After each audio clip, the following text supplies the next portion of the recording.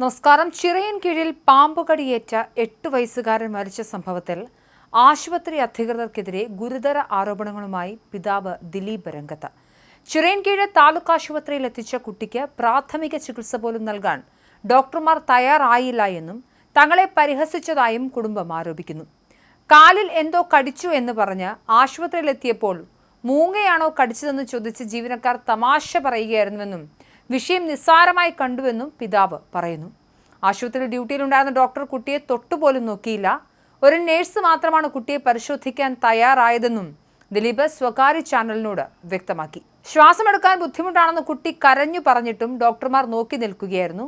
10 മിനിറ്റോളം ആശുപത്രിയിൽ ചെലവഴിച്ചെങ്കിലും ആന്റിവെനമോ മറ്റ് മരുന്നുകളോ നൽകാൻ തയ്യാറാകാതെ ആംബുലൻസിൽ കയറ്റിവിടാനാണ് അധികൃതർ നിർദ്ദേശിച്ചത്. തിരുവനന്തപുരം മെഡിക്കൽ കോളേജിലേക്ക് എത്തുന്നതിന് മുൻപേ മകൻ മരണപ്പെട്ടുവെന്നും പിതാവ് കണ്ണീരോടെ പറഞ്ഞു. വ്യാഴാഴ്ച പുലർച്ചെ 2:30യോടെയാണ് വീടിനുള്ളിൽ ഉറങ്ങിക്കിടന്ന 2ാം ക്ലാസ്സുകാരൻ ദിക്ഷലിനെ പാമ്പ് കടിച്ചത്. അഴൂർ മൂലേൽ വീട്ടിൽ ദിലീപ്, അനു ദമ്പതികളുടെ മൂത്ത മകനാണ് ദിക്ഷൽ. പിന്നീട് വീട്ടിൽ നടത്തിയ തെരച്ചിലിൽ കുട്ടിയെ കടിച്ച മൂർഖൻ പാമ്പിനെ പിടികൂടി. ആശുപത്രി അധികൃതരുടെ ഭാഗത്തുനിന്നുണ്ടായ ഗുരുതരമായ അനാസ്ഥയ്ക്കെതിരെ നിയമ നടപടി സ്വീകരിക്കാനാണ് കുടുംബത്തിന്റെ തീരുമാനം. വിവാദത്തോട് ആശുപത്രി അധികൃതർ പ്രതികരിച്ചില്ല. കുറച്ചു ദിവസമായി പാമ്പുകടിയുടെ ആശങ്ക സമൂഹത്തിലുണ്ട്.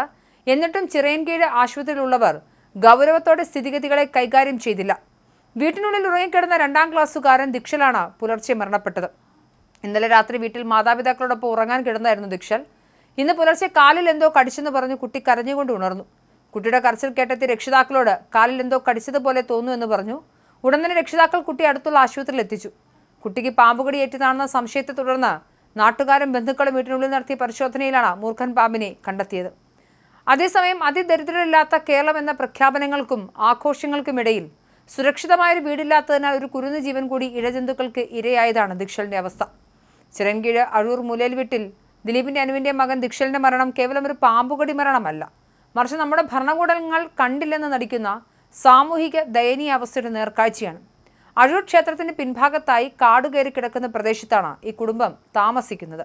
വീടെന്ന് പറയാനൊരു കെട്ടിടം പോലുമില്ലാത്ത അവസ്ഥ. പാതി പൊളിഞ്ഞ ഭിത്തികളും ഷീറ്റുകളും മറച്ചുകെട്ടി ഒരിടത്താണ് ദിലീപും ഭാര്യയും 2 കുഞ്ഞുങ്ങളും അമ്മയും സഹോദരിയും അടക്കം 6 പേർ കഴിയുന്നത്. തറ കെട്ടിയിട്ടില്ലാത്തതിനാൽ ഇഴജന്തുക്കൾക്ക് എപ്പോൾ വേണമെങ്കിലും ഉള്ളിലേക്ക് കയറാവുന്ന സാഹചര്യമാണ്. മുറ്റത്ത് വെട്ടിയിട്ട മരത്തിന്റെ അരികിലൂടെയാണ് മൂർഖൻ പാമ്പ് ഉള്ളിലേക്ക് കടന്നതെന്ന് കരുതപ്പെടുന്നു.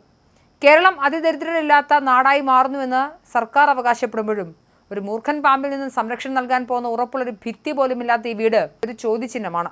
2ാം ക്ലാസ്സുകാരനായ ദിൽഷനും അവന്റെ 3 വയസ്സുള്ള അനുജനും അത്രമേൽ അരക്ഷിതമായ സാഹചര്യത്തിലാണ് അവിടെ വളർന്നു വന്നത്.